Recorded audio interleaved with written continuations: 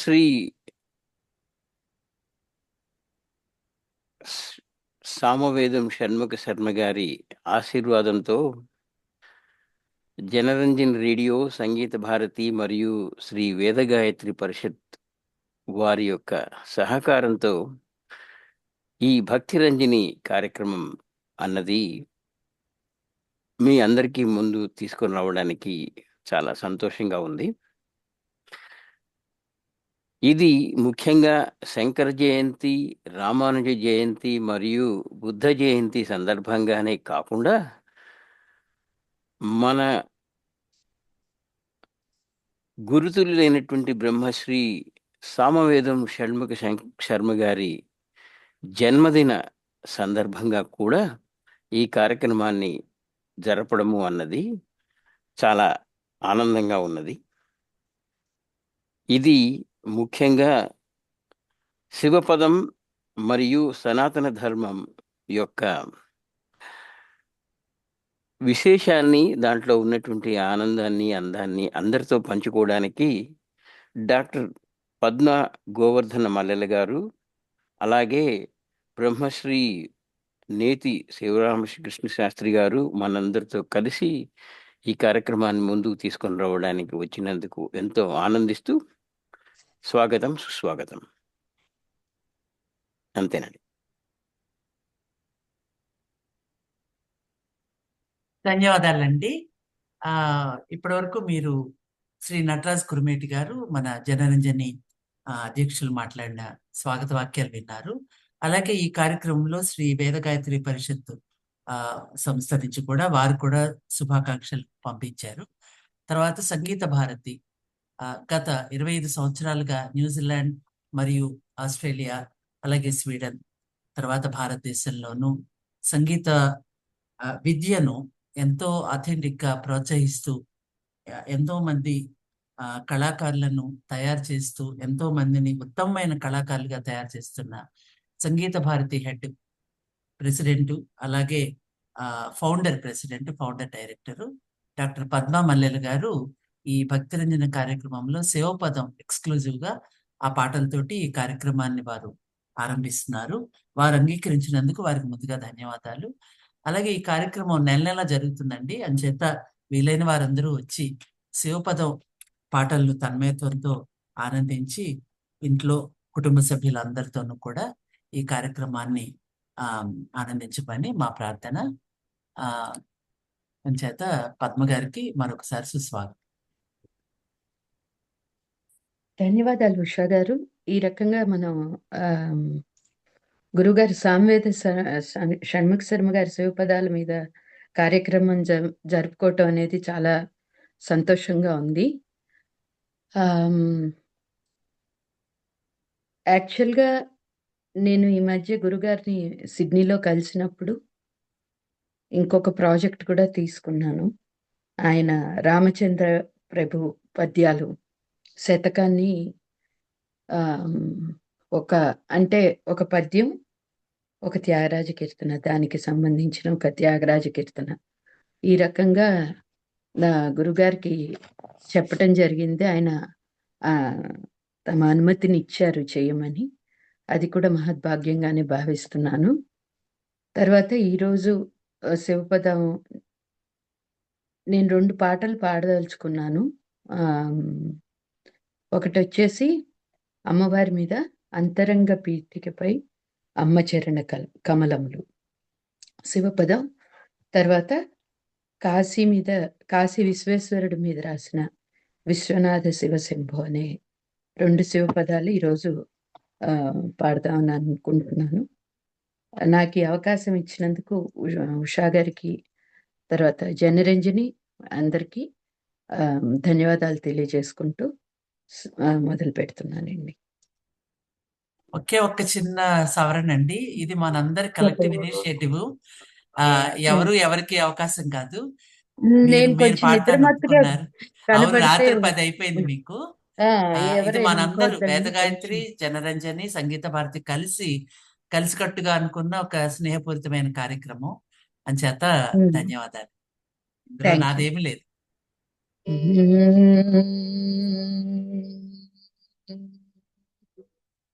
ఓం శ్రీ గణేశాయ నమః. ఓం శ్రీ గణేశాయ నమః.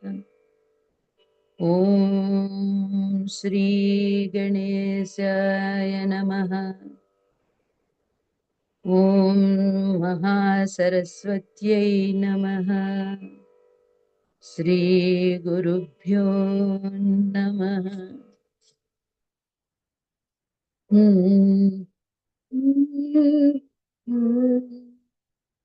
అంతరంగ పీఠికపై అమ్మ చరణ కమలములు.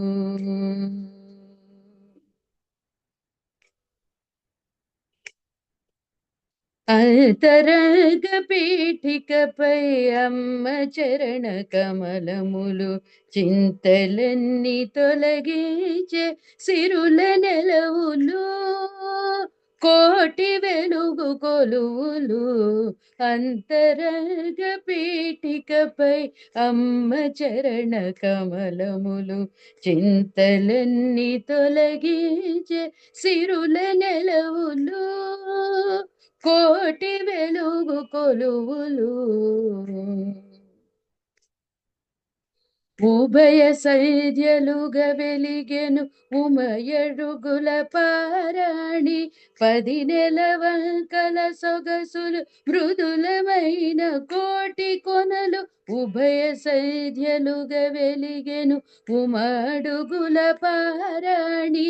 10 నెలవంకల సొగసులు మృదులమైన కోటి కొనలు. జ్యోతిశ్చక్రములాయను శివుడిచిన సిరిమట్టెలు.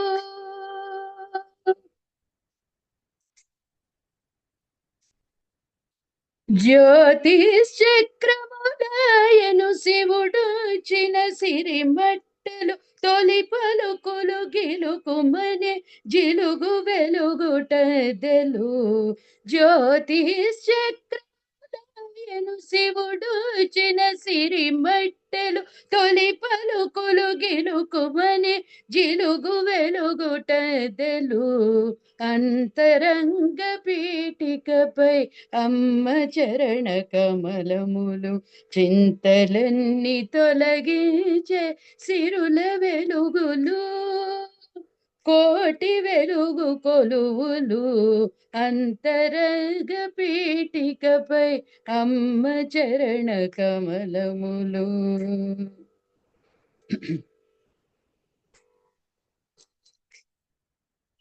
కొలుచు దేవ కన్యలెరుగు ఈ పదలాలిత్యము.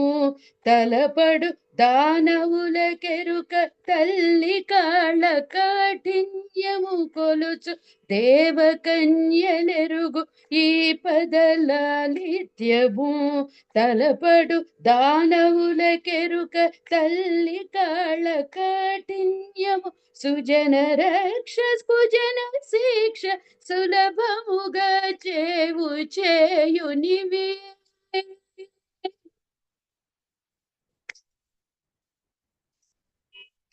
సుజన రక్ష కుజన శిక్ష సులభముగా చేయునివి.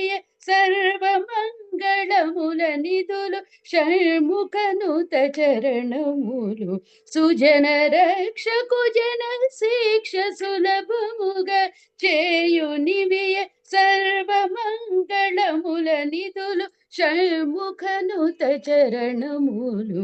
అమ్మ అంతరంగ పీఠికపై అమ్మ చరణ కమలములు. చింతలన్నీ తొలగించే సిరుల నెలవులు.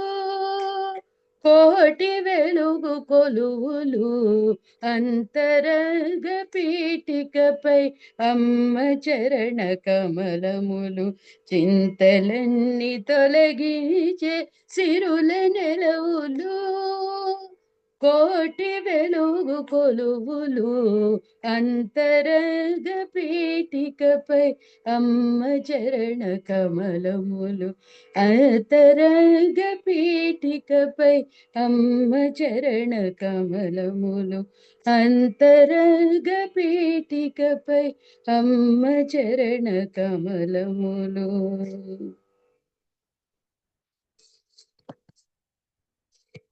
ధన్యవాదాలండి. అద్భుతం అండి.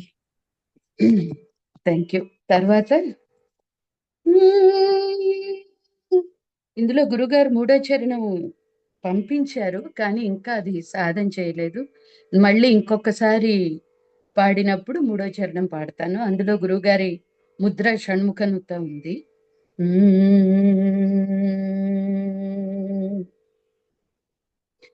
విశ్వనాథ శివ శంభో,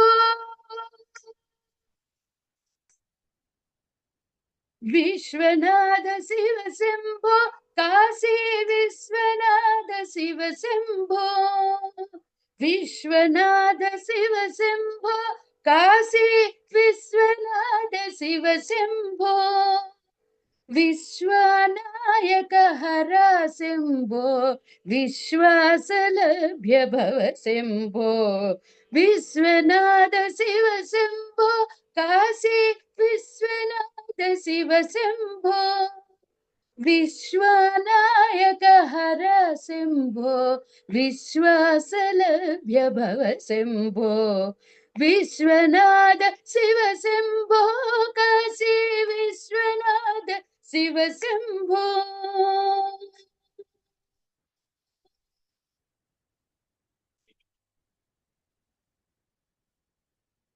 నిశ్వాసలలో నుశ్వాసలలో ఆశ్వాసం విడుహర, నిశ్వాసలలో నుశ్వాసలలో ఆశ్వాసం విడుహర, నీ పేరులు అశ్వములై శృతుల మరగ వెలుగుచు విశ్వరథము నడిపెడి శంభో, అశ్వములై శృతుల మరగ వెలుగుచు విశ్వరథము నడిపెడి మృడ శంభో, విశ్వనాథ శివ శంభో, కాశీ విశ్వనాథ శివ శంభో, విశ్వనాయక హర శంభో, విశ్వాసలభ్య భవ శంభో, విశ్వనాథ శివ శంభో, కాశీ విశ్వనాథ శివ శంభో.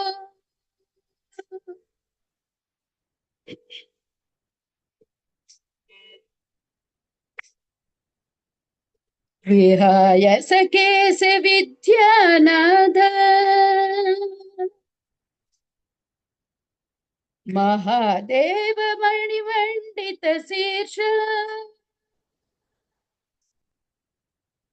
విహాయ సకేశ విద్యానాథ, మహాదేవ శశిమండిత శీర్ష, గుహాంతరస్థ గుహజనక భవరహస్య రూప రాజరాజనుత, గుహాంతరస్థ గుహజనక భవరహస్య రూప రాజరాజనుత, విశ్వనాథ శివ శంభో, కాశీ విశ్వనాథ శివ శంభో, విశ్వనాయక హర శంభో, విశ్వాసలభ్య భవ శంభో, విశ్వనాథ శివ శంభో, కాశీ విశ్వనాథ శివ శంభో, విశ్వనాథ శివ శంభో, కాశీ విశ్వనాథ శివ శంభో, కాశీ విశ్వనాథ శివ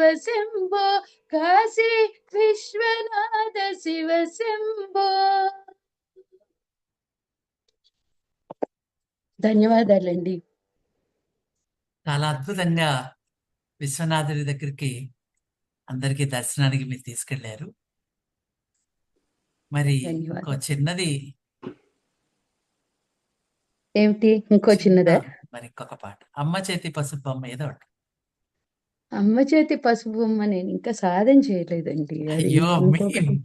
సంగీత గురువు మీరు. ఏదైనా మీకు అమ్మ చేతి పసుపు బొమ్మ కష్టం. ముఖ్యంగా ఇక్కడ మూడోది. ముఖ్యంగా మూడోది. ఒక్క నిమిషం. మీకు లిరిక్స్ పంపనా? అమ్మ చేతి పసుపు బొమ్మ కాదు. పోలే, మీ ఇష్టం.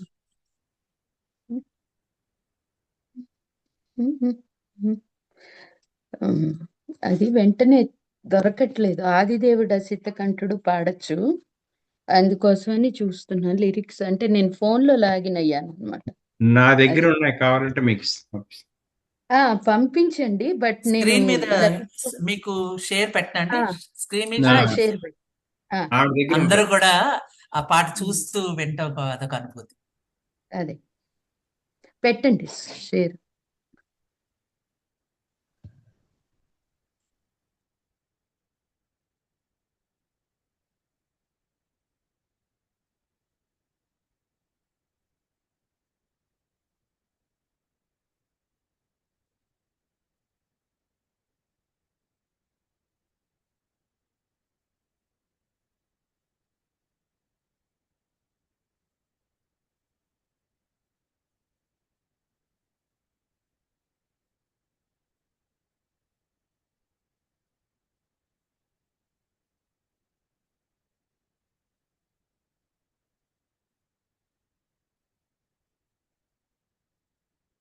షేర్ ఫెసిలిటీ వస్తుందండి. కురుమేటి గారు అలౌ చేయాలి కదా. నేనే హోస్ట్. మీరే హోస్ట్. Okay okay. పెట్టామండి, యాక్చువల్గా ఉంది.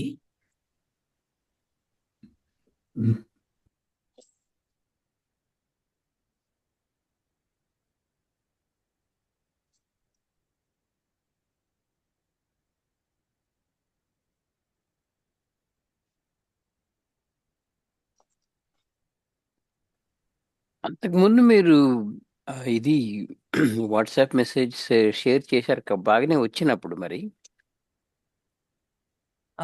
ఇప్పుడు ఆయన లిరిక్స్ టెక్స్ట్ ఆయన షేర్ చేస్తారు స్క్రీన్ మీద.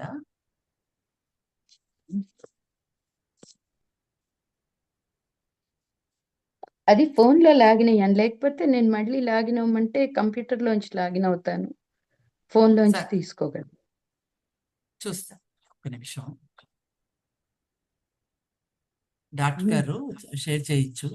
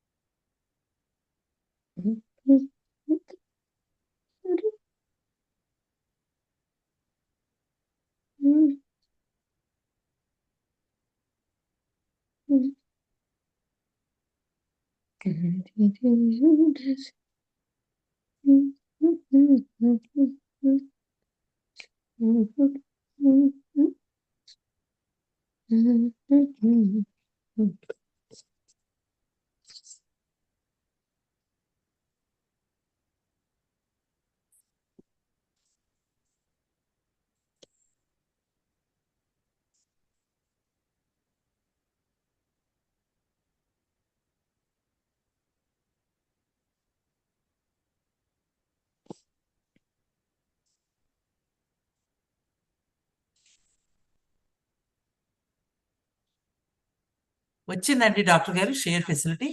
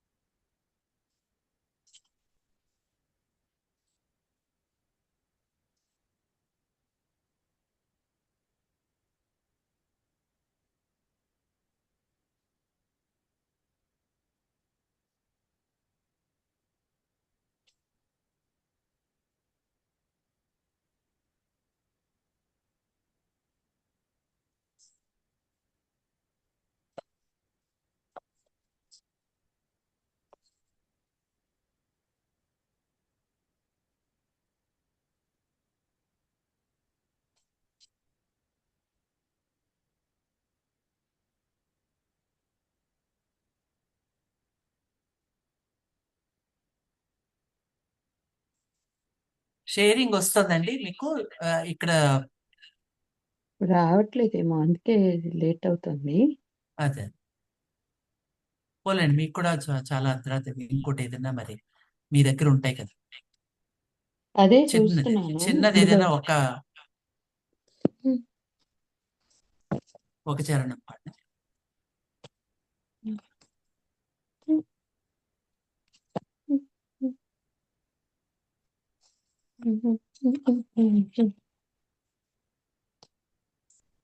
పోలేండి, మిమ్మల్ని ఎక్కువ ఇబ్బంది పెట్టము. లేదు ఆ, లేదు, పర్వాలేదు, పాడతాను. ఒక్క నిమిషం ఆగండి, కొంచెం ఒక్క నిమిషం.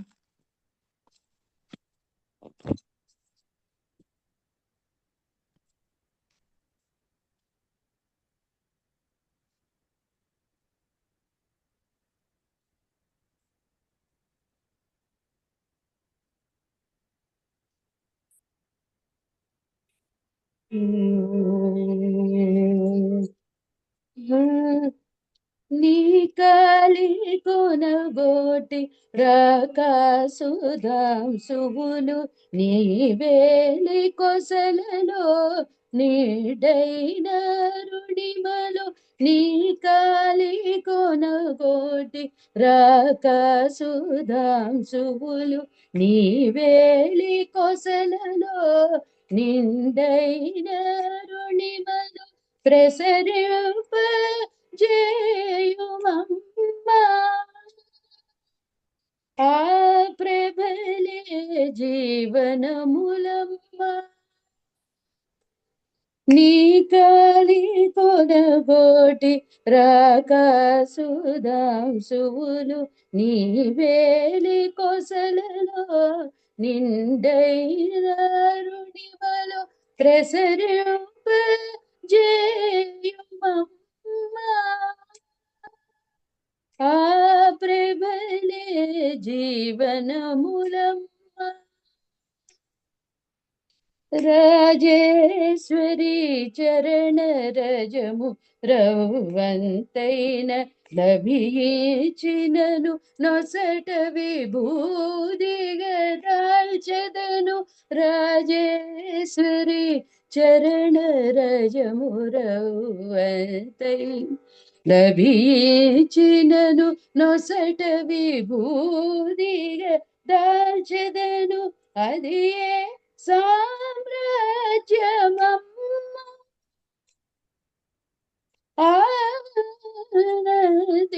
ఆనందించుమమ్మ అది సామ్రాజ్యమమ్మ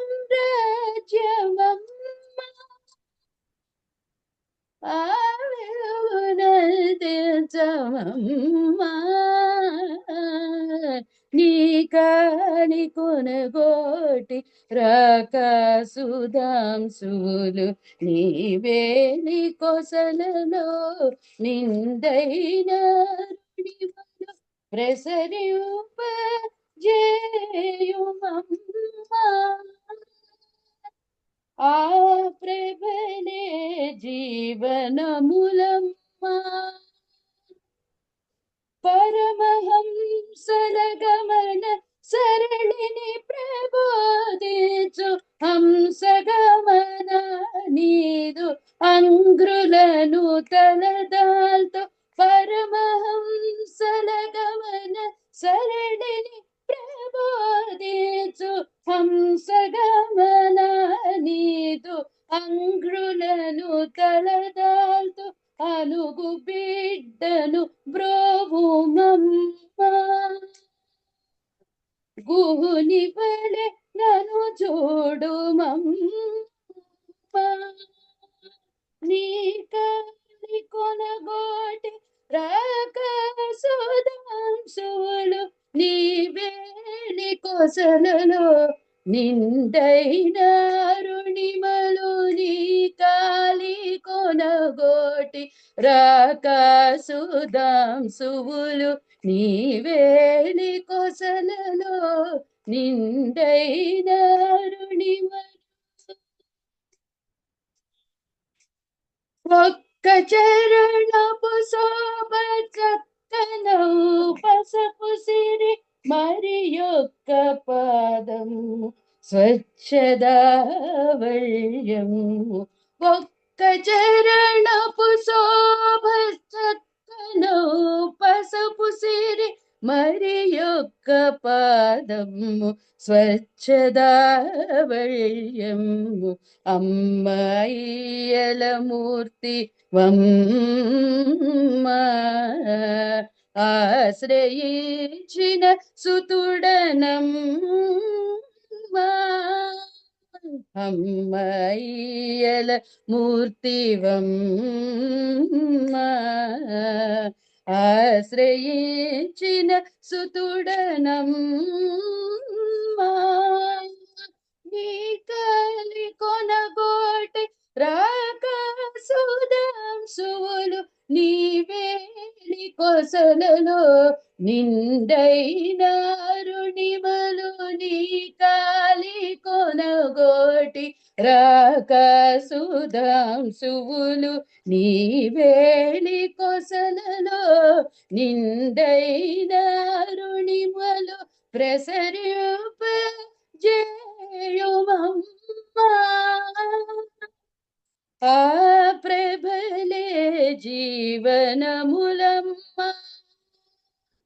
నీ కాలి కొనగోటి రాక సుధాంశువులు నీ వేలి కొసలలో నిండైనారుణిమలు నీ వేలి కొసలలో నిండైనారుణిమలు నీ వేలి కొసలలో నిండైన అరుణిమలు.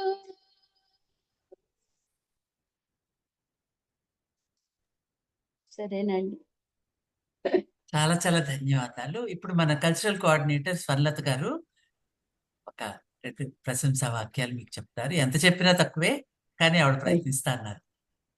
I tried my level best అండి. నాట్ అవునండి, బెస్ట్ రాత్రి టైం టైం కూడా కాదు మీకు. 10కి మీరు పగలంతా మీరు ప్రొఫెసర్ అండి, క్లాసులన్నీ అయ్యి అలాగా. మమ్మల్ని మనందరినీ ఒబ్లైజ్ చేశారు. చాలా చాలా స్వర్లత గారు. అమ్మగారు నిజంగా, ఎందుకంటే అసలు ఈ రోజు నిజంగా చాలా ఆస్పిషియస్ డే అనిపించింది. ఎందుకంటే వైశాఖ మాసంలో పైగా ఏమో మన గురువు గారి జన్మదినాన్ని పురస్కరించుకుని మనం ఇదంతా ఈ కార్యక్రమం మొదలు పెట్టాం కదా, సంగీత భారతి, వేద గాయత్రి ఇంకా జనరంజని కలిసి. దాన్ని మీ చేతుల మీదుగా మీ స్వరంతో ఇలా ఇనాగరేట్ చేయడం నిజంగా అందరం చాలా ధన్యులం. ఇవాళ ఈ శివపదాలు వింటుంటే అసలు ఎంత బాగుందో. అంతరంగ పీఠిక, మరి విశ్వనాథ శివశంభో ఇప్పుడు మీరు పాడింది, ఇవన్నీ కూడా గురువు గారి అవి ఎంత బాగా రాశారో. మీ ఏదో బంగారం పువ్వుకి తావి అబ్బినట్టుగా అనిపించింది మీ గొంతుతో అవి పాడుతూ. అవి మేమందరం వినడం నిజంగా మాకందరికి చాలా బాగుంది. ఈ కార్యక్రమాలు ఇలాగే కొనసాగించాలి. నెల నెల ఎంతో సక్సెస్ఫుల్ గా వచ్చే నెల కూడా మనకి లావణ్య సుబ్రహ్మణ్యం గారు, ఇంకానేమో మన నాగేంద్ర పిడపతి గారు, వీళ్ళందరూ కూడా పార్టిసిపేట్ చేస్తున్నారు. కనుక ఈ కార్యక్రమాన్ని అందరూ జయప్రదం చేయాలని కోరుకుంటున్నాను అండి. చాలా థ్యాంక్స్. ధన్యవాదాలు. అందరి తరఫున మీకు ధన్యవాదాలండి. పద్మ గారు, థ్యాంక్ యూ ఉషా గారు. నేను ఒక 10 నిమిషాలు ఉండి నేను ఎగ్జిట్ తప్పకుండా అవుతాను. అండి. అయ్యో అసలు ఆల్రెడీ 10:30 అదే. అవుతోంది. మనకి బ్రహ్మశ్రీ రామకృష్ణ గారు స్పీచ్ ఉంటుంది ఇప్పుడు. చాలా విలువైన స్పీచ్. మీరు తర్వాత రికార్డింగ్ మీకు పంపిస్తాం. షూర్, తప్పకుండా అండి. Thank you.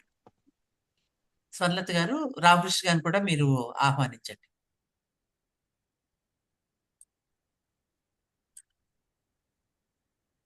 మ్యూట్ లో ఉన్నారండి.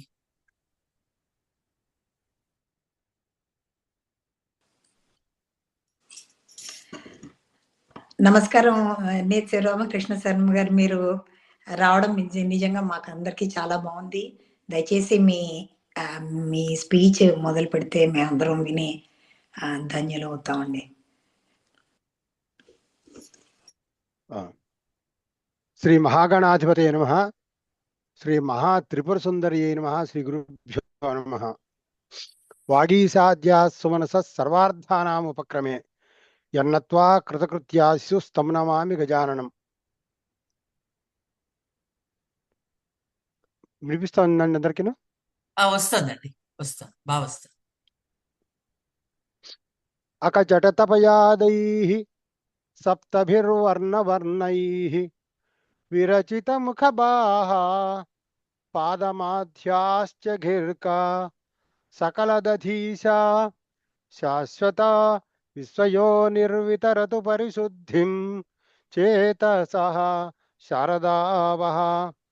అకారాది క్షకారాంత వర్ణావయవశాలిని వీణా పుస్తకహస్తావ్య ప్రణోదేవి సరస్వతి.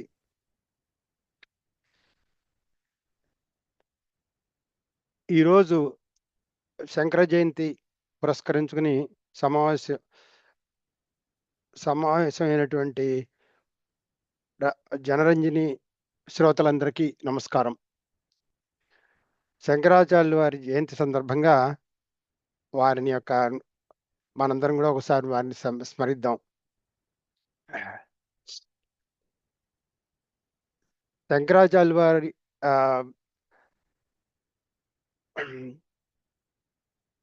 ఆయన మన సనాతన ధర్మాన్ని పునరుద్ధరించినటువంటి సాక్షాత్తు శివస్వరూపం శంకరాచార్యుల వారు.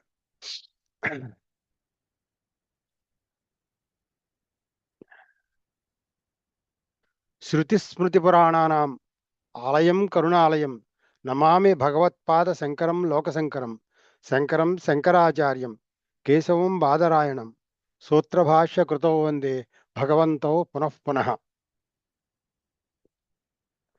అజ్ఞానాంతర్గహనపతిత ఆత్మవిద్యోపదేశైః త్రాతుం లోకాన్ భవదవసిఖ తాపతప్తయప్యమానాన్ ముక్తా మౌనం వట విటపినో మూలతో నిష్పతంతి శంభోర్మూర్తిశ్చరతి భువనే శంకరాచార్య రూప అని వర్ణిస్తారు. ఆదిశంకరులు అద్వైత మత స్థాపనాచారిగా చాలా ప్రసిద్ధి చెందారు.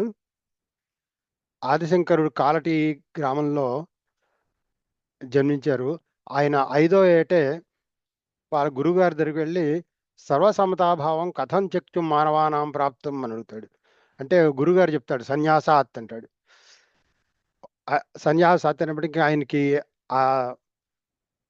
అప్పటి నుంచి ఇంకా సన్యాసం స్వీకరించాలనేటువంటి దృఢమైన కోరికతో ఆ తల్లిగారిని అడగడం, ఆ తర్వాత మీకు ఆ కథ అంతా మీకు తెలిసిందే.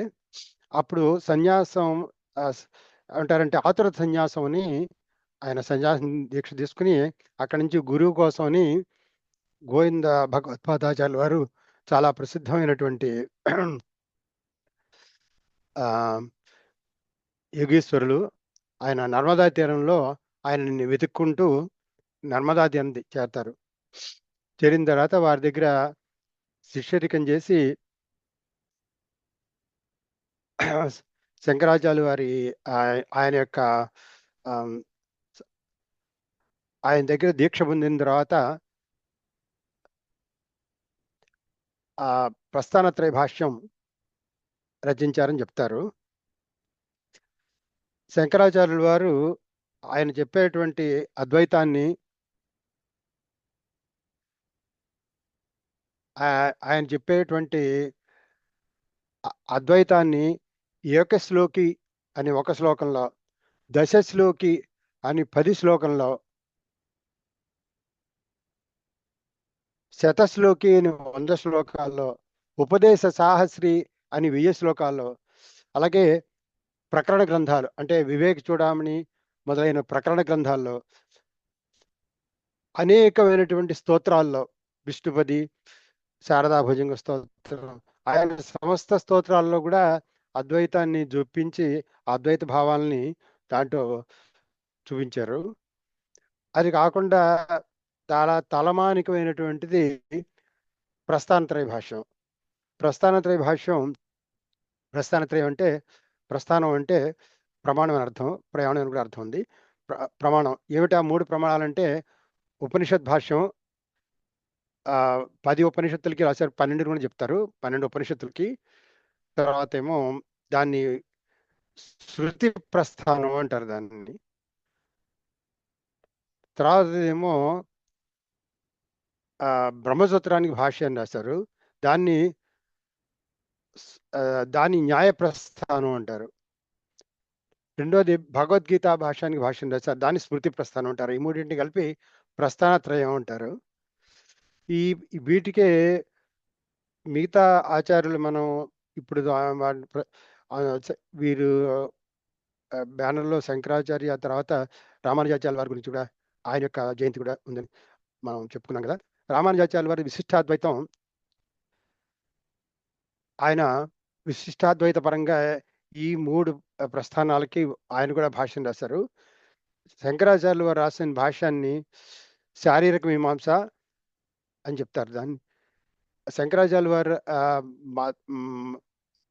రామానుజాచార్యులు రాసిన దాన్ని శ్రీభాష్యం అంటారు. ఇక మధ్వాచార్యులు ఆయనది పూర్ణ ప్రజ్ఞా భాష్యం అంటారు. శంకరాచార్య వాళ్ళు రాసిన దాన్ని వివర్తవాద సిద్ధాంతం మీద ఆధారపడింది. వీళ్ళు 3 అప్పటికే ఉన్నటువంటి పూర్వ సిద్ధాంతాల మీద ఆధారపడి వారి సిద్ధాంతాన్ని ఈ గ్రంథాల్లో చూపించారనమాట. దీన్నే వివర్తవాదం అంటారు. వివర్తవాదం అంటే దీన్నే మాయావాదం అంటారు. దాన్నే ఏమని డిఫైన్ చేశారంటే అప్రచ్యుత పూర్వస్వరూపస్య అసత్య నానాకారాభాసత్వం వివర్తం. అంటే అర్థం ఏంటంటే అప్రచ్యుత అంటే పూర్వరూపానికి ప్రచ్యుతి లేకుండా ప్రస్తుతం కనిపించేదంతా కూడా మాయారూపంగా అసత్యంగా ఉండేది అప్రచ్యుత పూర్వస్వరూపస్య అసత్య నానాకారాభాసత్వం. అంటే ఆ తర్వాత కనిపించే రూపాలన్నీ కూడా అసత్యమైనవి, తాత్కాలికమైనవి. దాన్ని వివర్తవాదం అంటారు అనమాట. దానికి విషయవాక్యంగా బ్రహ్మసూత్రాల్లో తదనంక్తమారంభణ శబ్దాదిభ్య అని ఒక సూత్రం ఉంది బ్రహ్మసూత్రాల్లో. వాటిలో దానికి విషయవాక్యం ఛాందోగ్య స్థితిలో యత్ సౌమ్యేకేన మృత్పిండేన సర్వం మృణ్మయం విజ్ఞాతం స్యాత్ వాచారంభణం వికారో నామధేయం మృతికేత్యవ సత్యం అంటారు. దాని అర్థం చెప్తాను. అర్థం ఏంటంటే ఈ మట్టి ఉంది, మట్టి నుంచి కుండ, బాణ, అనేకమైన అసంఖ్యాకమైనటువంటి వస్తువుల్ని తయారు చేయొచ్చు. కానీ ఆ వస్తువు ఆ మట్టి నుంచి తయారు చేసినప్పుడు దానికి ఒక నామం, రూపం వస్తుంది. కుండ అన్నారనుకోండి, కుండ అంటే కుండానికి ఒక రూపం వస్తుంది, దానికి ఒక లక్షణాలు కూడా ఉంటాయి. అంటే ఇంత నీరు పడుతుందని వగేరా వగేరా. అలాగే దాని నుంచి తయారు చేసినటువంటి అసంఖ్యాకమైన వస్తువులన్నిటికీ కూడా నామం, రూపం సంతరిస్తాయి. కానీ ఆ నామం, రూపం శాశ్వతం కాదు. ఎందుకంటే ఆ కుండను మళ్ళీ కింద పరేస్తారంటే మళ్ళీ వెంటనే దాని పూర్వరూపంలోకి వెళ్ళిపోతుంది. నామం, రూపం రెండు కూడా అదృశ్యం అయిపోతాయి. కానీ కుండ రూపంలో ఉన్న టైంలో కూడా అణువున ఆ మట్టి కంటే వేరే వస్తువు లేదు. అప్రచ్యుత పూర్వస్వరూపస్య, ఆ పూర్వ రూపానికి చ్యుతి లేదు. కానీ ఈ సంతరించుకున్నటువంటి తాత్కాలికంగా వచ్చేటువంటి నామరూపాలకి సత్యత్వం లేదు. సత్యత్వం అంటే సత్యం ఉంది, ఎంతసేపు అంటే తాత్కాలికం అనమాట. అప్రచ్యుత పూర్వస్వరూపస్య అసత్య నానాకారాభాసత్వం వివర్తుంటారు. దీన్ని వివర్తవాద సిద్ధాంతం, దాన్ని మాయావాదం అంటారు అన్నమాట. వేరేది ఈ రామానుజాచార్యుల వారిది పరిణామవాదం అంటారు. పరిణామం పూర్వరూపం చేయని, అంటే పాలుంది, పాలుని పెరుగు చేసిన తర్వాత పెరుగుని మళ్ళీ పాలు చేయలేరు మీరు. అంటే ఇప్పుడు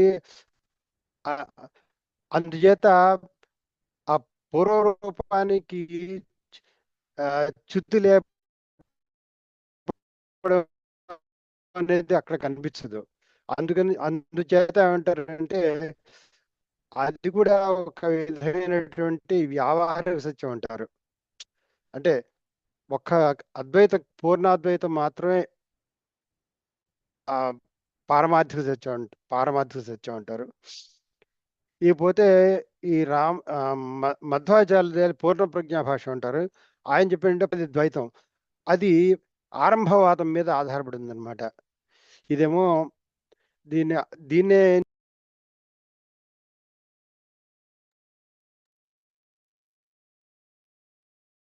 క్షమించాలి, రామకృష్ణ గారు వారి అక్కడ కనెక్షన్ బ్యాండ్ విడ్త్ లో అని వస్తుంది. ఆయన మళ్ళీ జాయిన్ అవుతారు. దయచేసి మీరందరూ కూడా ఆ కార్యక్రమంలో కొంచెం వెయిట్ చేయగలరు. ఒకసారి ఆయనకి మెసేజ్ పంపుతాం. చెప్పండి నమస్కారం చెప్పండి. శ్రీదేవి, నేను శ్రీదేవి అండి. నమస్కారం శ్రీదేవి గారు, ఆ, చెప్పండి. ఏం విశాఖపట్నం లేదు, నుంచి. రమ్య అని నా స్టూడెంట్ ఉంది, ఆ, దానికి తెల్లారుజామున 3 ఎంతో అయింది, మీకు లేట్, అయ్యయ్యో, అందుకని పాడించేస్తే పాపం పడుకుంటుందని. అలాగే అలాగే.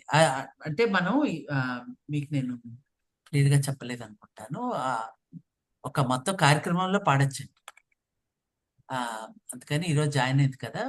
ఇప్పుడు ఇవాళ ఒక్కొక్క పాట కాదు, ఒక ఒక నెలకి ఒకే సింగర్ అనమాట.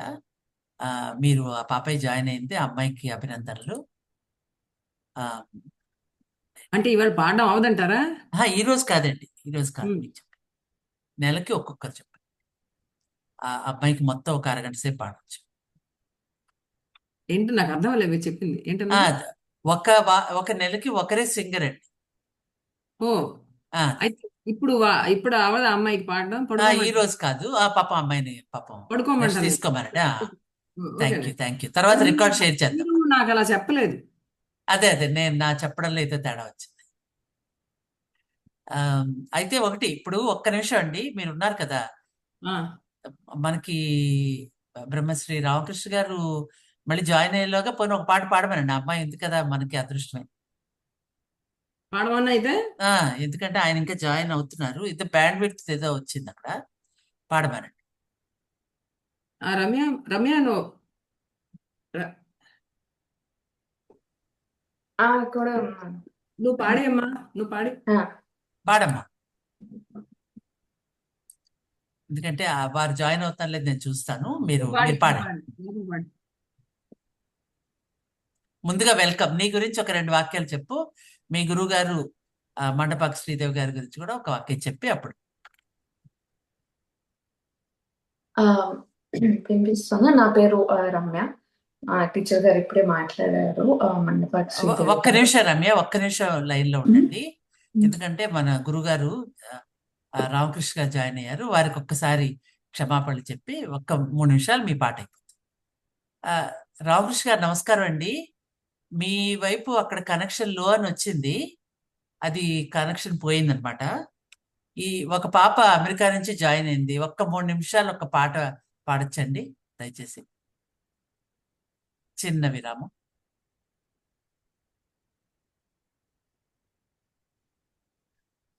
రామకృష్ణ గారు మ్యూట్ లో ఉన్నారండి.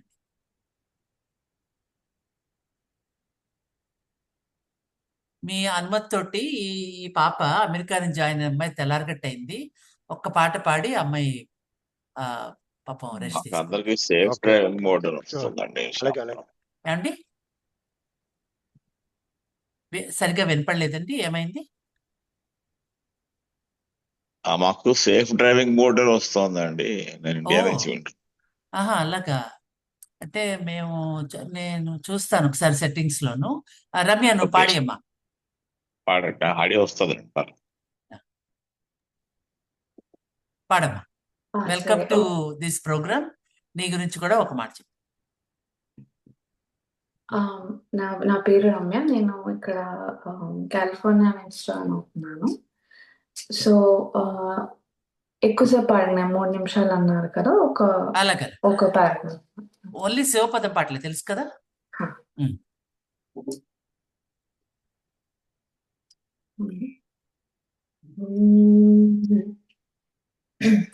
చేకూరుగాక నాకు శివానుభూతి, చేకూరుగాక నాకు శివానుభూతి, ఏకాంత భక్తి యోగమే పారుగాక, చేకూరుగాక నాకు శివానుభూతి, ఏకాంత భక్తి యోగమే పారుగాక, చేకూరుగాక నాకు శివానుభూతి, జ్ఞాన వైరాగ్య సహిత సరళ సహజ భక్తి, ధ్యాన యోగ కలితమైన అఖండ దృఢ భక్తి, జ్ఞాన వైరాగ్య సహిత సరళ సహజ భక్తి, ధ్యాన యోగ కలితమైన అఖండ దృఢ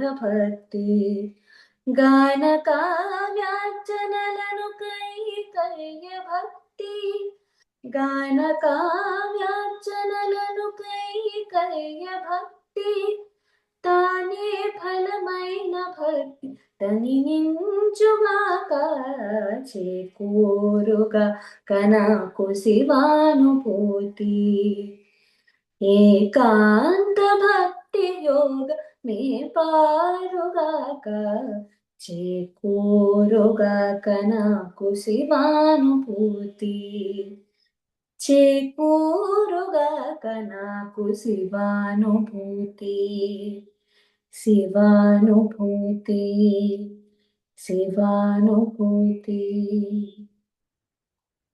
చాలా బాగా థ్యాంక్ యూ. పాడావమ్మా. నిజంగా ఇది మాకు బోనస్. నిజంగానే శివానుభూతిని కలిగించావు. రామకృష్ణ గారి పాపకి మీ బ్లెస్సింగ్స్ చెప్పరండి. ఒక్క నిమిషం ఉండండి. ఆ, ఒక్కసారి ఈ అమ్మాయి పాపకి మీ బ్లెస్సింగ్ చెప్పండి దయచేసి. అలాగేనండి. ఏమై నీ పేరేంటమ్మా? రమ్య. రమ్య. ఓకేనమ్మా. God bless you Ramya. Okay, thank you. Nice. సరే, మనం కంటిన్యూ చేద్దామండి. అయిపోయింది పాట తప్పకుండా అండి, పాడి తప్పకుండా అండి. పాడేసింది అమ్మాయి? అయిపోయిందా? అయిపోయింది. థ్యాంక్ యూ అండి. అంటే తెల్లవారుజామున అయింది పాపకని. అంటే వాళ్ళు ఇవాళ అన్ని ఓకే, ఓకే. చాలా మంది పాటలు అనుకున్నారు, ఒక్కొక్కళ్ళు అనేది అది క్లారిటీగా ఉంది. దయచేసి మీరు కొనసాగించండి. ఆ.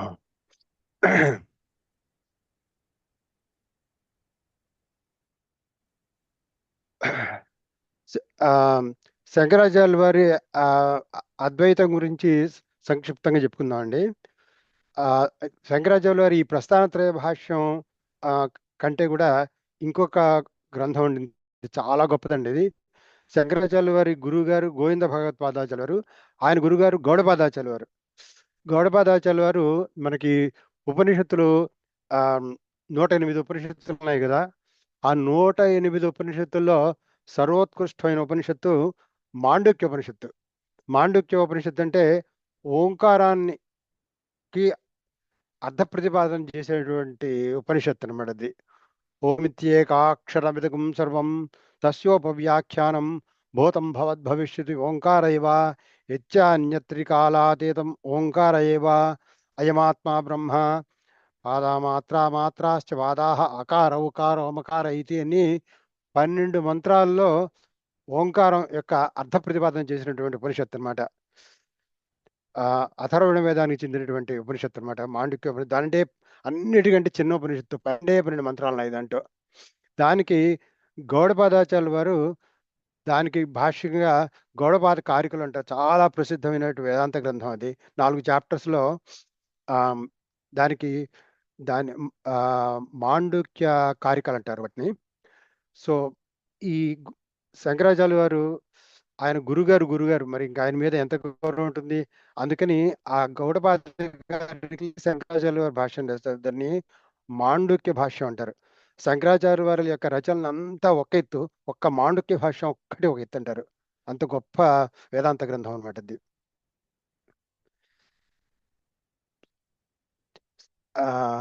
ఈ 108 ఉపనిషత్తుల్లో ఈ ఉపనిషత్తుకి ప్రత్యేకతని ముండక ఉపనిషత్తులతో దాన్ని ఉదాహరిస్తూ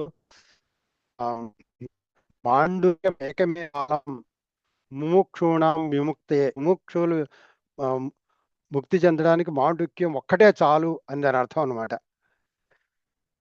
అంటే ఆ లెవెల్కి అందుకోలేని వాళ్ళకి అనేకమైనటువంటి అదే విషయాన్ని అనేక పద్ధతుల్లో అనేక మంది దర్శించినటువంటి ఋషులు చెప్పారనమాట. సో అన్నిటికంటే సర్వోత్కృష్టమైన మాండుక్య. దానికి గౌడపాదాచార్యుల వాళ్ళు గౌడపాద కారికలను రాశారనమాట.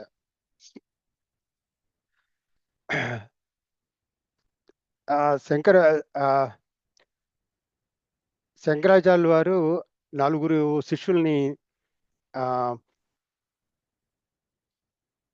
మీకు గోవింద భగవత్పాద ఈ శంకరులు కాశీ వెళ్ళి అక్కడ ఈ గోవింద భగవత్పాదాచార్యుల వారు ఆయన్ని కాశీ వెళ్ళి అక్కడ ఈ అద్వైతాన్ని ప్రచారం చేయమని చెప్తారు. సో అంచేత అక్కడి నుంచి వెళ్ళి ఇంకా ప్రస్థానత్రయ భాష్యం అప్పటికే రాసింది ఆయన ప్రచారం చేస్తుంటారు అన్నమాట. దాంట్లో ఆయన ప్రయాణంలో ఒక ఒక పిచ్చివాడు కనిపిస్తాడు. వాడిని ఆ తల్లిదండ్రులు తీసుకొచ్చి ఈయన ఏదో విధంగా మీరు ఉద్ధరించాలి అంటే, ఆ శంకరాచార్య వారు ఆయన అడుగుతాడు, ఇంతకీ నీ సంగతి ఏంటి, నువ్వు ఎక్కడి నుంచి వచ్చావు, నువ్వు ఎవరు అని అడిగితే వాడు చెప్తాడు, సమస్తేషు వస్తు అనుస్యూతమేకం సమస్తాని వస్తూని ఎన్న స్పృశంతి వియత్పత్తరా శుద్ధ మధ్య స్వరూపం సమిత్యోపలబ్ధి స్వరూపోహమాత్మా. దాని అర్థం ఏంటంటే సమస్తమైనటువంటి వస్తువులకి అనుస్యూతంగా అంటే వాటి అంటే పూలలో ఉండే దారంలాగా ఏదైతే వాటి అన్నిటిని కూడా పూల నుంచి దారం ఎలా అయితే గుచ్చి ఉంచుతోందో ఈ సమస్త వస్తువుల్ని అన్నిటిని కూడా ఆవరించి బ్రహ్మాండంతో ఆవరించేటువంటి ఆ అధిష్టానమైన వస్తువు ఏదైతే ఉందో అదే నేను. సమిత్యోపలబ్ధి స్వరూపమాత్మ, నేనే. ఎవరు నువ్వు అంటే నా పేరు ఇది అది చెప్పకుండా అదే చెప్తాడు. చెప్పేప్పటికీ ఈ ఈ పిల్లవాడు సామాన్యుడు కాదు, నాకు ఇచ్చేయండి అని చెప్తే శంకరాచార్య వాళ్ళ నలుగురు శిష్యుల్లో అతను శిష్యుడు అనమాట.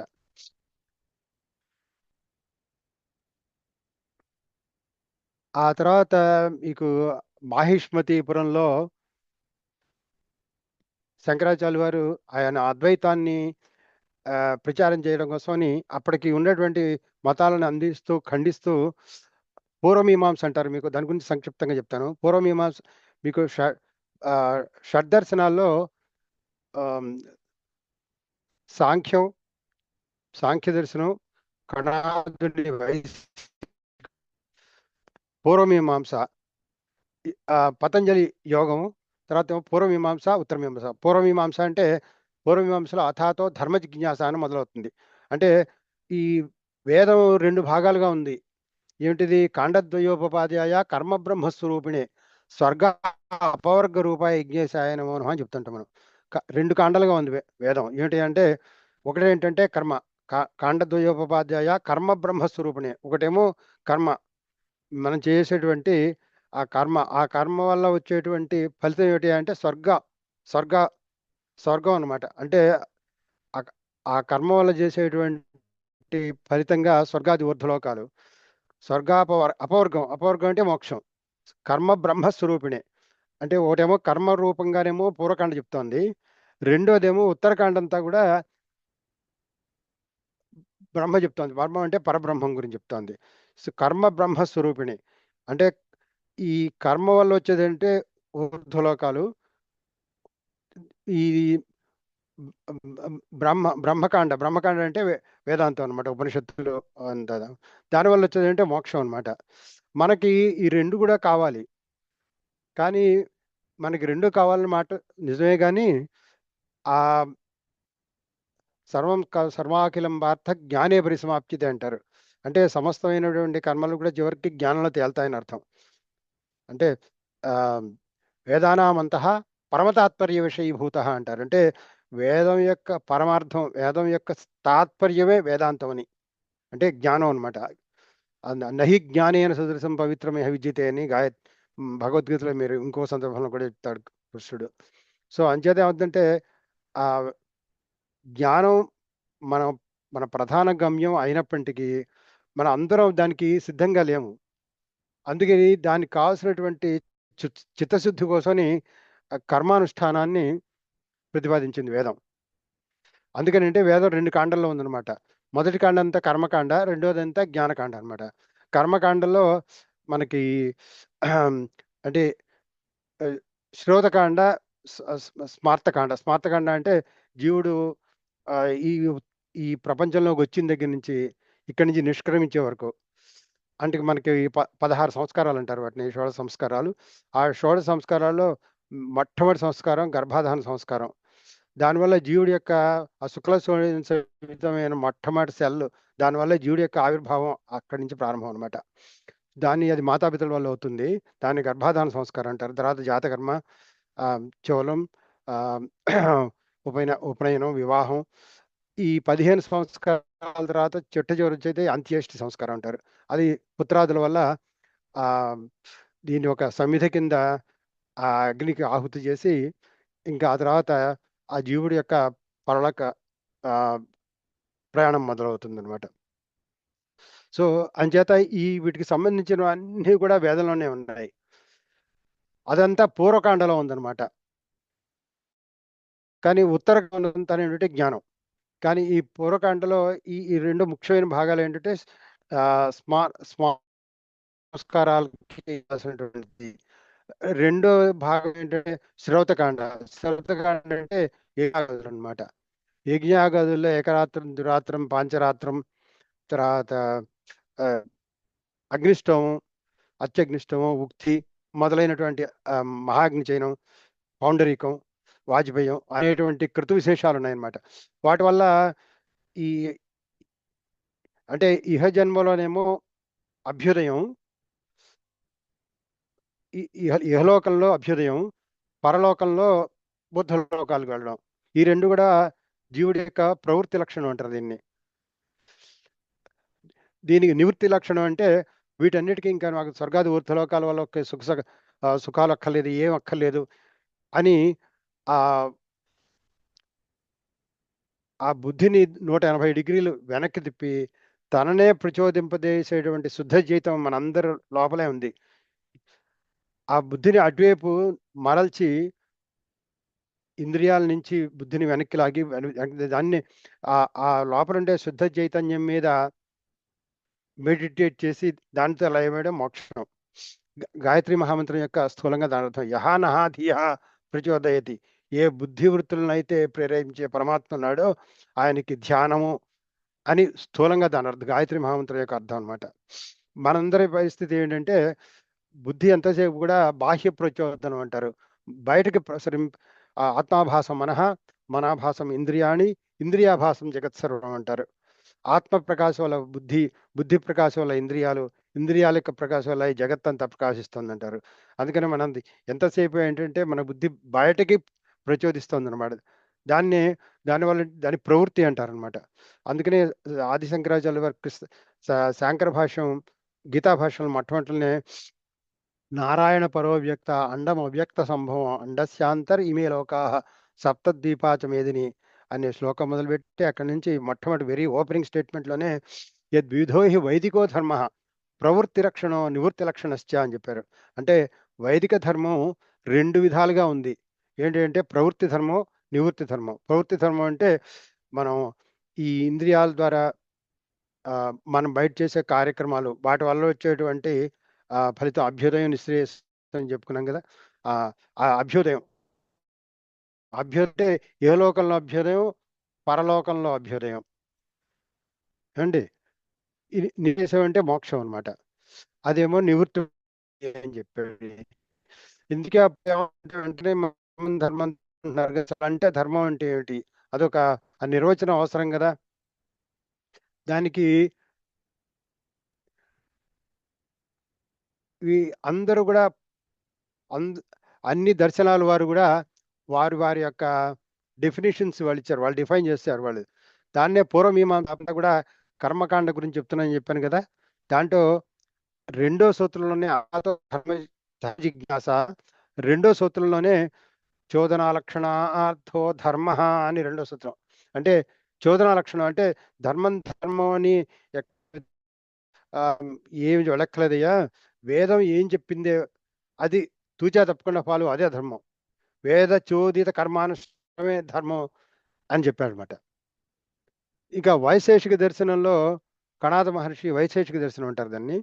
ఆయన ఇంకొంచెం చెప్పాడంటే ఇది కేవలం కర్మకాండ గురించి చెప్తోంది కాబట్టి ఈయన కేవలం కర్మకాండ గురించి చెప్తోంది కాబట్టి ఈ ఇహలోకంలోనూ పరలోకం ఉండే అభ్యుదయాన్ని గురించి మాత్రమే చెప్పింది.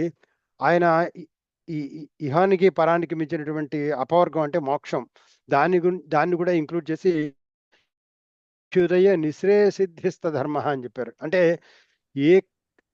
ఏది చేస్తే, ఏ కర్మ వలన ఇహలోకంలో పరలోకంలోనూ అభ్యుదయం, నిశ్రేయసం అంటే మోక్షం వస్తుందో అది ధర్మం అని ఇంకా విశేషంగా వర్ణించాడు అనమాట ఆయన. సో ఈ ధర్మం మనం అందుకు శ్రౌత శ్రమార్థ ధర్మ ఆ, ఆ, శ్రౌత్ ఆ, శ్రౌత కర్మలు స్మార్త కర్మలు రెండు కూడా అభ్యుదయాన్ని ఇస్తాయి. నిశ్రేయసం అంటే మోక్షం అనమాట. ఆ ఈ ఈ కర్మకాండలో చేసేటువంటి వీటి వల్ల వచ్చేటువంటి చిత్తశుద్ధి వల్ల మనని జ్ఞానానికి ఆ, జ్ఞానానికి కావాల్సిన అర్హత వస్తుంది అనమాట. అంటే చిత్తశుద్ధి వస్తుంది. కర్మానుష్ఠానం ఎంతవరకే అంటే చిత్తశుద్ధి వచ్చేంత వరకే. చిత్తశుద్ధి వచ్చిన తర్వాత ఇంకా కర్మానుష్ఠానం అంతా వదిలేయచ్చు. అందుకనే మీకు సన్యాసులందరూ కూడా మీకు ఇంకా ఈ కర్మానుష్ఠానం అవన్నీ కూడా మానేసి ఏమంటారంటే అందుకని విరజాహోమం చేస్తారు. విరజాహోమం అంటే ఇంకా ఈ వీటికి సంబంధించిన అందుకని వేదంలో మహానాక్షత్తి అంటారు. వేదం మీకు అందరికీ మన యజుర్వేదం యాక్చువల్గా 44 పన్నాలు సంహిత అంటారు. సంహితా భాగం మూల మంత్రాలు ఉంటాయి దాంట్లో. సంహితా భాగం 44 పన్నాలు. తర్వాత 28 పరాయితం లేక బ్రాహ్మణం అంటారు. ఆ తర్వాత ఉండే 10 పన్నాలని ఆరణ్యకం అంటారు. ఆరణ్యకంలో మొట్టమొదటి పన్నం సూర్య నమస్కార ప్రశ్న లేక అరుణం అంటారు దాన్ని. అరుణం సూర్య నమస్కార ప్రశ్న. రెండోది చిత్తి పన్నం మంత్రపన్నం పెద్ద బ్రాహ్మణం స్వాధ్యాయ బ్రాహ్మణం. పెద్ద బ్రాహ్మణం తర్వాత పన్నం పితృవేద పన్నం అంటే జీవుడు ఇక్కడి నుంచి నిష్క్రమించిన తర్వాత అక్కడి నుంచి చేసే ఉత్తరక్రియలు అంటే శవదాహం దగ్గర నుంచి వాటి సంబంధం కూడా పితృవేద పన్నం 6వ పన్నంలో ఉన్నాయన్నమాట. అది పితృవేద పన్నం అంటారు. 7, 8, 9 ఇది చాలా ప్రసిద్ధమైనటువంటి తైత్రీయ ఉపనిషత్తు. దానికి ఆదిశంకరాచార్య వారు భాష్యం రాశారు. తైత్రీయ ఉపనిషత్తు. ఆ తర్వాత లాస్ట్ వచ్చేది 10వ పన్నాన్ని మహానారాయణ ఉపనిషత్తు అంటారు. అది చాలా గొప్ప పెద్ద ఉపనిషత్తు. అది ఆ మహానారాయణ ఉపనిషత్తులే మనం ఈరోజు చెప్పుకున్నటువంటి ప్రసిద్ధమైనటువంటి శివమంత్రాలు సద్యోజాతం వై నమో నమః భవే భవేనాతి భవే భవ స్వాం భవోద్భవాయ నమః వామదేవాయ నమో జ్యేష్ఠాయ నమః శ్రేష్ఠాయ నమో రుద్రాయ నమః కాళాయ నమః కల వికరణాయ నమో బల వికరణాయ నమో బలాయ నమో బలప్రమథనాయ నమో సర్వభూతమనాయ నమో మనోన్మనాయ నమః ఇత్యాది పంచబ్రహ్మ మంత్రాలు. అలాగే నిధనపతయే నమః నిధనపదాంతికాయ నమః ఊర్ధ్వాయ నమః మనం చెప్పుకుంటాం కదా మహాన్యాసంలో. అవన్నీ కూడా నామాలు కాదండి, అవన్నీ మహానారాయణ ఉపనిషత్తుల్లో శివుడి అవన్నీ అలా అనేకమైన ప్రసిద్ధమైన మంత్రాలు. దాంట్లోనే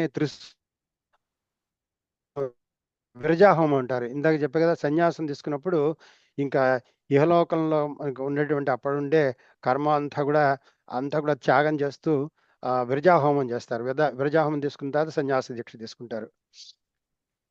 అలాగే సన్యాస దీక్ష తీసుకున్న వాళ్ళు కేవలం ఓంకారం ప్రణవనాదం ఒక నిరాకారం వాళ్ళకి సాకార బ్రహ్మంతో అవసరం లేదు. నిరాకార బ్రహ్మాన్ని ప్రణవం జపం చేస్తారు. అయినప్పటికీ కూడా మన శంకరాచార్యుల వారు మఠాలు ఎక్కడికి వెళ్ళినా సరే వాళ్ళు అటు శివుడికి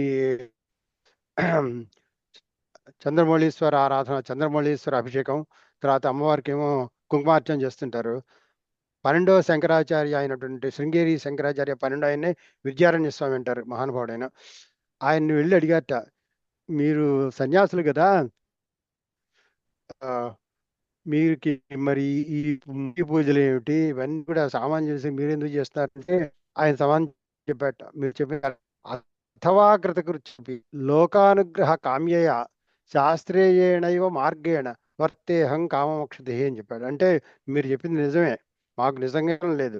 అథవా కృతకృత్య కామ్యయ, మేము ఈ సంసారం లంపటాల నుంచి వెనక్కి వచ్చి సన్యాస దీక్షని నిరాకార బ్రహ్మాన్ని ఉపాసిస్తున్న మాట నిజమే, అందుకని మాకు ఏం లేదు. అయినప్పటికీ ఇప్పుడు హిమాలయాల్లో కూర్చొని తపస్సు చేసుకునే వాళ్ళకైతే అవసరం లేదు. కానీ వీళ్ళు ముక్కు మూసుకుని ఉంటే వాళ్ళు ఏ విధమైన మార్గనిర్దేశం చేస్తున్నారు జనాలకి. కానీ వాళ్ళకి మఠాధిపత్యం మన హిందూ మతానికి మార్గనిర్దేశనం చేయవలసిన బాధ్యత ఒకటి ఉంది. సో అందుచేత ఏంటంటే వాళ్ళందరికీ కోసం లోకాకామ్య శాస్త్రేయేణ మార్గేణ వర్తేహం కామమోక్షతే అని సమానం చెప్పాట ఆయన. అంచేత ఈ వీళ్ళందరూ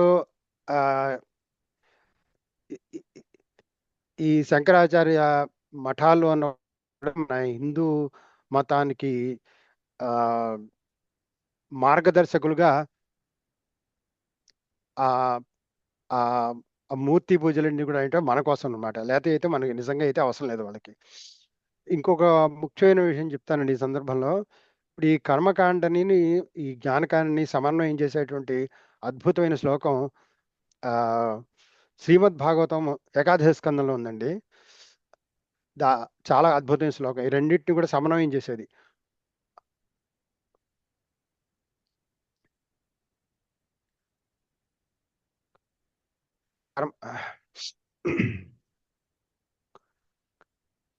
ఈ కర్మకాండ ఎంతవరకు అంటే అంటే జ్ఞానం వచ్చేవరకు అనమాట. జ్ఞానం వచ్చేవరకు ఆ తర్వాత ఇంకా అవసరం లేదు అంటూ.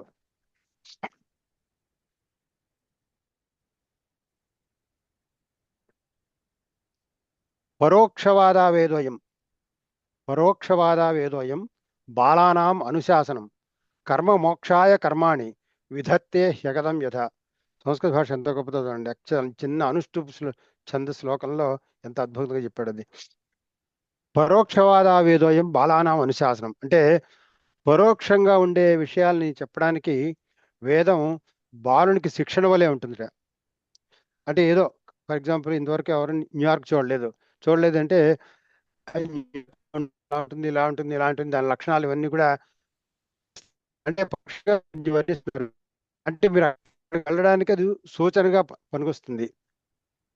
అంటే ప్రత్యక్షంగా వెళ్ళినప్పుడు మీకు అనుభవం కలుగుతుంది.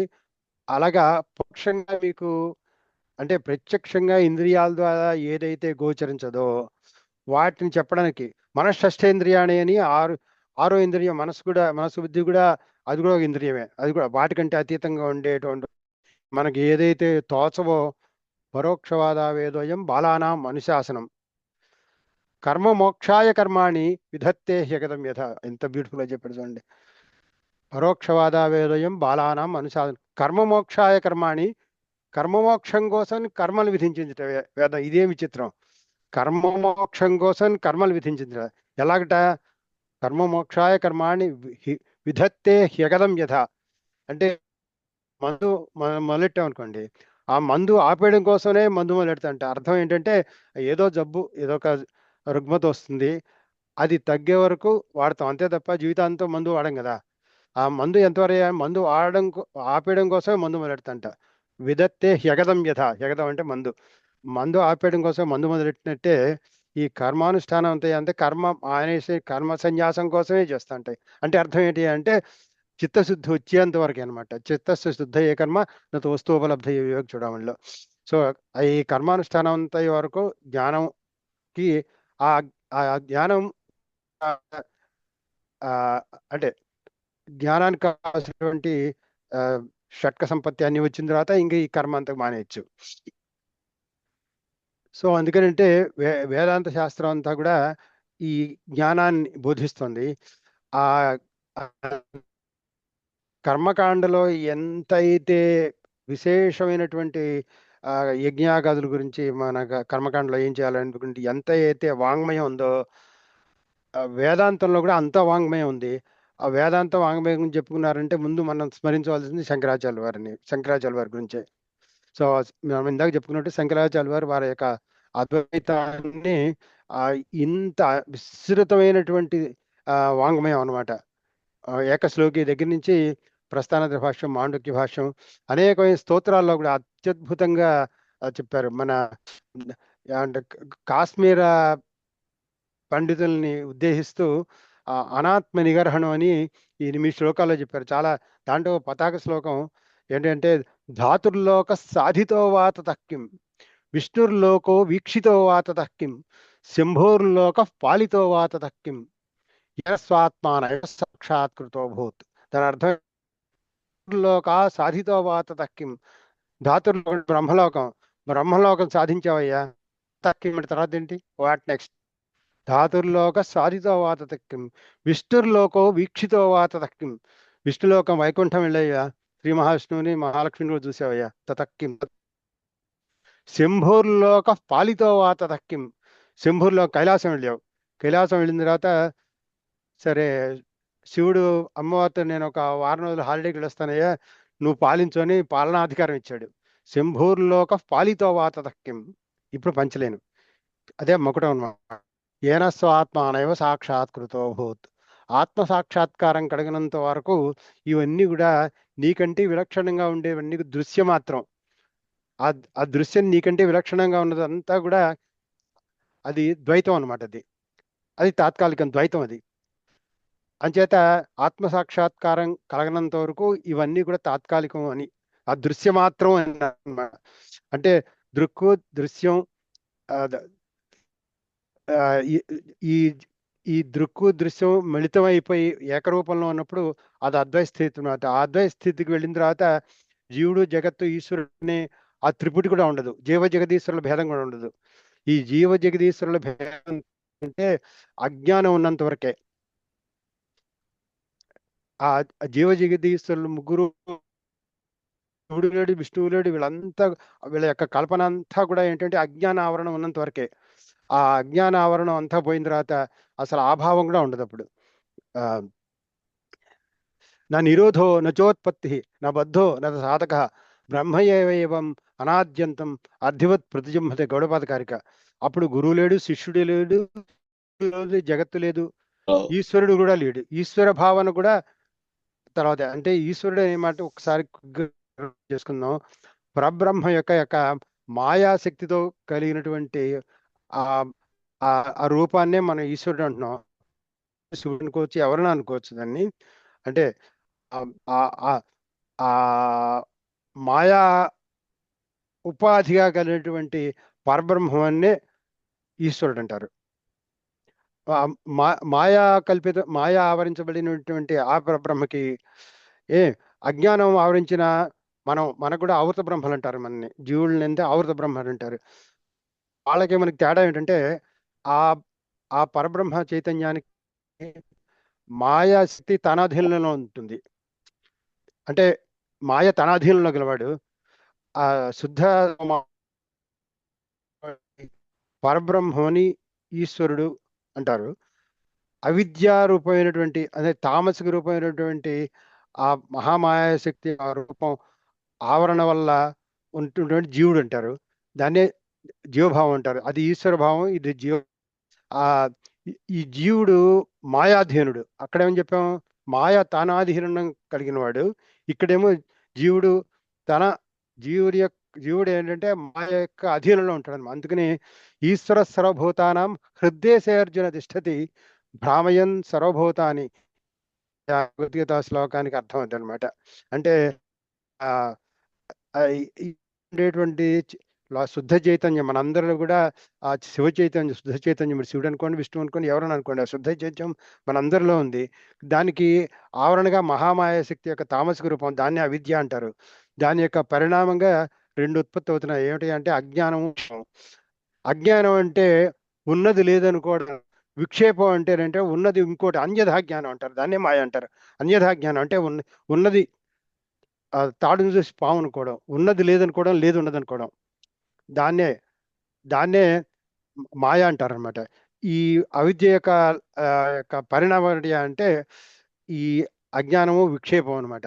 అందుకనంటే మనందరి యొక్క జీవిత పరమార్థం, మీరు మనం పూజలు చేసిన, పునస్కారాలు చేసిన, యోగం చేసిన కూడా ఈ అజ్ఞాన ఆవరణాన్ని పొగట్టుకోవాలి. ఈ అజ్ఞాన ఆవరణాన్ని పొగట్టుకుంటే ఏం మిగిలింది అక్కడ? సాక్షాత్తు శివ చైతన్యం మిగిలింది. మనం చెప్పుకుంటాం, దేహో దేవాలయ ప్రోక్తో దీవో దేవసనాతన చిదేదజ్ఞాన నిర్మాల్యం సోహం భావేన బోధ్యేత్. దేహో దేవాలయ, దేహే దేవాలయం. దాంట్లో ఉన్నది ఆ ఈశ్వరుడు ఎవరు? జీవో దేవనాథుడైనటువంటి భగవంతుడు. ఈ జీవుడే భగవంతుడైతే మనకి కష్టాలు కనలేడు. దానికి రెండో చరణ సమానం చెప్పాడు. త్యజేత్ అజ్ఞాన నిర్మాల్యం. ఈ లోపల ఉండే శుద్ధ చైతన్యానికి ఆవరణ ఉంటుంది. ఏమిటి? అజ్ఞానం అనే ఆవరణ. ఈ అజ్ఞానం ఆవరణ వల్ల అప్పుడు జీవభావం పుట్టింది. ఆ జీవభావం యొక్క పరిణామం ఏంటి అంటే ఈ జీవేంద్ర సంఘాతాల మీద వీడికి సంబంధించిన వాటి మీద మమత, అహంత, మమత, ఈ రెండిటి వల్ల ఇంకా కోలాహలమైన ప్రపంచం అంతా ప్రారంభమైందనమాట. సో అంచేత ఏమవుతుందంటే మనకి ఈ అజ్ఞానం అనే ఆవరణాన్ని పోగొట్టుకోవాలన్నమాట. ఇదే మీకు 108 ఉపనిషత్తులో త్రిపుర తాపన్యోపనిషత్తు అని శాక్తేయ ఉపనిషత్తు ఒకటి ఉంది. దాంట్లో దీన్నే కొంచెం విస్తరించి చెప్పాడు. ఇప్పుడు మహాన్యాసంలో నేను చెప్పినటువంటి ఈ శ్లోకం, దశద్వారపురం దేహం దశనాళీ మహా దశభిర్వాయుర్భిర్వ్యాప్తం దశేంద్రియ పరిచ్ఛిదం షడాధార అపవరకం షడన్వయ మహావనం చితుమాకీర్ణం చతురామ్నాయ శోభితం బిందు నాద మహాలింగం శివశక్తిర్నికేతనం దేహం శివాలయం ప్రోక్తం సిద్ధిదం సర్వదేహినం. అత్యద్భుతమైన ఇది మంత్రం యాక్చువల్గా త్రిపురాతాపన్యోపనిషత్తు మంత్రం. దశద్వారపురం దేహం, నాభిర్దశమి అని నాభిని కూడా కలిపారు దాంట్లో. అంటే ఈ 10 రంధ్రాలు కలిగినటువంటి దేహం, దశద్వారపురం దేహం, దశనాడి మహాపథం. మనలో 72,000 నాడులు ఉన్నాయంటారు. వాటిలో ప్రధాన నాడులు 10. వాటిలో ఇంకా చాలా ముఖ్యమైన 3 సుషుమ్న, ఇడా, పింగళ, సుషుమ్న నాడి మీ అందరికీ తెలుసు. అవి దశనాడి దశభిర్ 10 వాయువులు ఏంటి అంటే ప్రాణాపాన వ్యానోదాన సమాస ప్రాణ అనే ప్రధాన వాయువులు, నాగం, కూర్మం, ధనంజయం, కృకరం అయిన ధనంజయం అనేటువంటి ఉపవాయువులు. దశనాడి దశభిర్వాయుర్భిర్వ్యాప్తం దశేంద్రియ పరిచ్ఛిదం 10 ఇంద్రియాలు. తచ్చక్షుశ్రోత జిహ్వాఘ్రాణానం పంచానాం జ్ఞానేంద్రియాణం వాక్పాణిపాదోపాస్థానాం పంచానాం కర్మేంద్రియాణం. జ్ఞానేంద్రియాలు 5, కర్మేంద్రియాలు 5, 10. దశనాడి దశభిర్వాయుర్ దశేంద్రియ షడాధారాపూర్వకం. మనలోనే షట్చక్రాలు, మూలాధార నుంచి షట్చక్రాలు మనకు తెలుసు. షడాధార షడన్వయ మహావనం, 6 క్రూర మృగాలు సంచరించేటువంటి మహావనం అంట. ఇది మీ అందరికి తెలిసి ఏమిటవి? కామ క్రోధశ్చ లోభశ్చ దేహే తిష్టంతి తస్కరాః జ్ఞానరత్నాపహారాయ తస్మాత్ కామ క్రోధ లోభ మోహ మదమాత్సర్యాలనే క్రూర మృగాలు సంచరించేటువంటి కీకరణ్యం అంటే ఇది. షడన్వయ మహావనం చతుఃపీఠ సమాకీర్ణం చతుర్ ఆమ్నాయ శోభితం. సో ఈ 4 వేదాలు కూడా ప్రతిష్ఠించున్నాయంటారు. ఆమ్నాయ శోభితం. ఇప్పుడు పంచలైన బిందు నాద మహాలింగం. బిందు అంటే మహామాయ శక్తి, నాదం అంటేనేమో శివుడు చైతన్యం, శుద్ధ చైతన్యం. బిందు నాద మహాలింగం, ఈ రెండుటువంటి మహాలింగం. ఇది బిందునాథ మహాలింగం. శివశక్తిర్ నికేతనం, శివుడికి శక్తికి ఇల్లుట. ఇది శివశక్తుల యొక్క ఇల్లు. శివశక్తి ఎవరికి? మన కేవలం మనుషులకైనా? మళ్ళీ ఇంకో నెక్స్ట్ చరణంలో సమానం చెప్తున్నాడు. శివశక్తిర్ నికేతనం దేహం శివాలయం ప్రోక్తం సిద్ధిదం సర్వదేహినం. సమస్తమైన జీవరాశుల్లో ఇవన్నీ ఉన్నాయి. సమస్తమైన జీవరాశుల్లో అందుకనే శివశక్తుల యొక్క విలాసమే ఈ ప్రపంచం అని చెప్తారు, ఈ బ్రహ్మాండం అంతా కూడా. అందుకనే అంటే మనం ఆరాధించేటువంటి శివలింగం ఆ ప్రతీకాలకల్లా సర్వోత్కృష్టమైనటువంటి ప్రతీకం అనమాట. అంటే మన మూర్తిగా అనేక రూపాల్లో మనం చూస్తాం. వాటిలో అన్నిటికంటే సర్వశ్రేష్టమైంది శివలింగం. ఎందుకంటే దాంట్లో నిరాకారమైనటువంటి పరమాచల వారు అరూపరూపి అన్నారు లింగాన్ని. అంటే పైన ఉండేటువంటి లింగం మీరు కింద రుబ్రో లాంటి తీసేస్తే అది బ్రహ్మాండాకారంలో ఉంటుంది. యాక్చువల్గా మీరు చూస్తే దానికి ఆద్యంతాలు ఉండవు ఏమండి. కానీ ఆధారంగా కింద రుబ్రోల్లో ఉంటుంది, యోని ఆకారంగా ఉంటుంది. అదేమో మహామాయాశక్తి.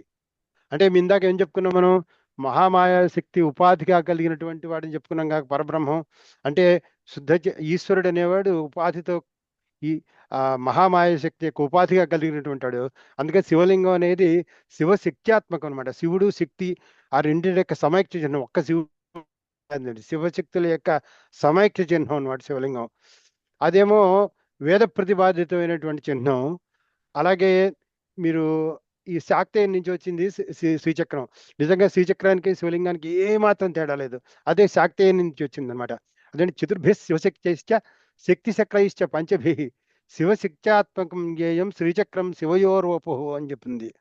అంటే అక్కడ ఏంటంటే శివకోణాలు శక్తి కోణాలు పరస్పరం ఒకదానికొకటి పెనట్రేట్ చేసుకుంటే దాని యొక్క వర్ణన మనకు శివశక్త్యాత్మకం జ్ఞేయం శ్రీచక్రం శివయోరూపో. శివయో అని చెప్పాడు. అంటే అక్కడ శివశక్తులు అని ద్వివచనం వాడాడు అక్కడ. అంటే అర్థం ఏంటి? ఆ శివశక్తులు రెండిటికి కూడా ఇల్లు అనమాట. అది శివశక్తి శివ శివ ఆ, అందుకంటే అదేమో శాక్తేయ నుంచి వచ్చింది అనమాట. అంటే ఒకే ఒక్క కాయిన్కి మనం ఒకవైపు ముందు శివుని చూసి వెనకాల శక్తి అంతర్లీనంగా ఉన్నదేమో ఒకవైపు, రెండో వైపు చూస్తేనేమో శక్తి పైన ఉంటుంది, అంతర్లీనంగా శివుడు ఉంటాడు అన్నమాట. అదేమో శ్రీచక్రం.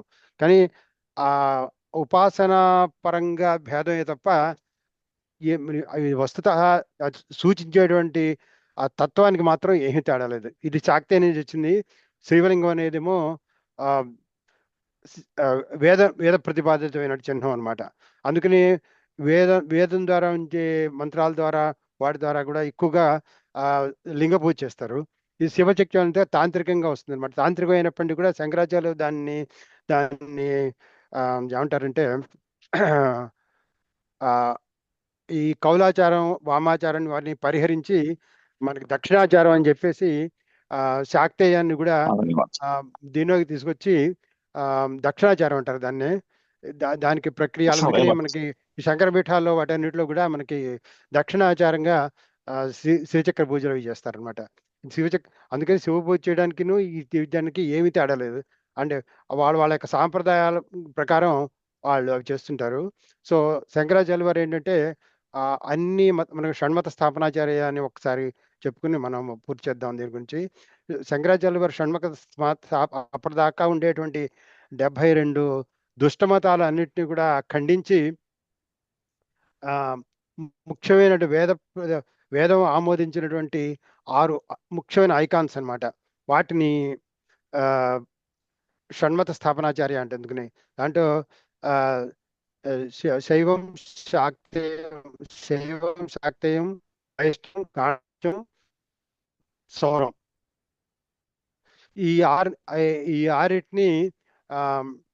ఆరిటికి స్తోత్రాలు రాసి వాటి యొక్క పూజా విధానాలు అన్నిటిని కూడా విస్తృతంగా ప్రతిపాదించి ప్రచారం చేశారు. కానీ పంచాయతీలలో మాత్రం మనం యాక్చువల్గా సుబ్రహ్మణ్య స్వామి స్థానంలో మనకు 5 కనిపిస్తున్నాయి. కానీ ఇక్కడ కనిపించిన ఒక తమిళనాడు ప్రీస్టు దాంట్లో ఒక సుబ్రహ్మణ్య స్వామికి చిహ్నంగా శక్తి వేలు అంటారు కదా, అది కూడా పెట్టుకోమని చెప్పాడు నాకు. సో ఎనీవే, సో శంకరాచార్య వారు ఏంటంటే క్షమించాలండి, అంచేత ఇది మన జూమ్ టైము అయిపోయింది. ఒక నిమిషంలో అందుకని ముగుస్తుంది. శంకరాచార్య వారు జూమ్ సడన్ గా క్లోజ్ అవుతుంది. అందుకని ఇంకా శంకరాచార్య వారి ఆఖరిది ఒక్క శ్లోకం ఒకటి చెప్తానండి, చాలా ప్రసిద్ధమైనటువంటి. సురేశ్వరాచార్యుల వారు ఆయన ఆయన సన్యసించే ముందు ఆ కథ మీకు తెలుసు కదా. సో ఆ శంకరాచార్యుల వారిని ప్రస్తుతిస్తూ ఒక శ్లోకం చెప్తారు, అది చెప్పేసి మనం పూర్తి చేసేద్దాం. అలాగే, అంటే జూమ్ మధ్యలో ఆగిపోతేమో అని కొంచెం అదే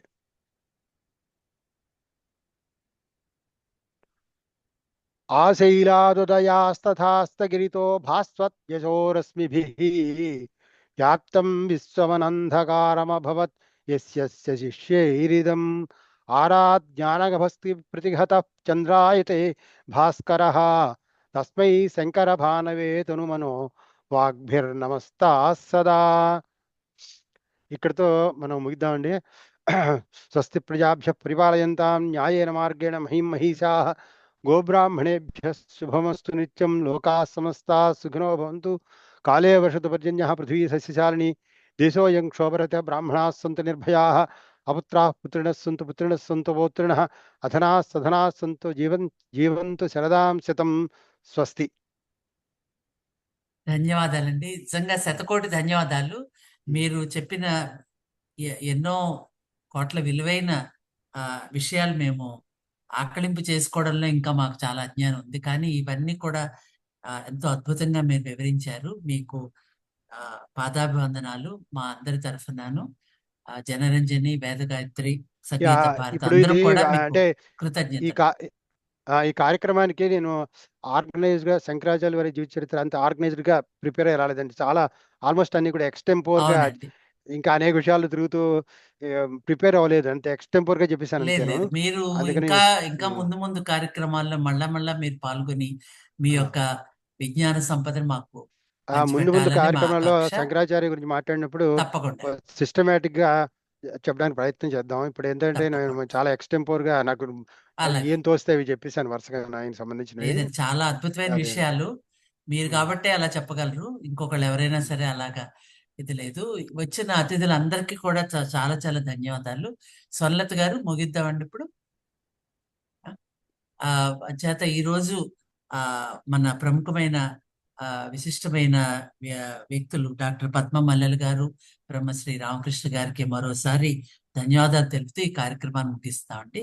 ధన్యవాదాలు. అందరికీ కూడా శుభరాత్రి. స్వస్తి. నమస్కారం. నమస్కారం.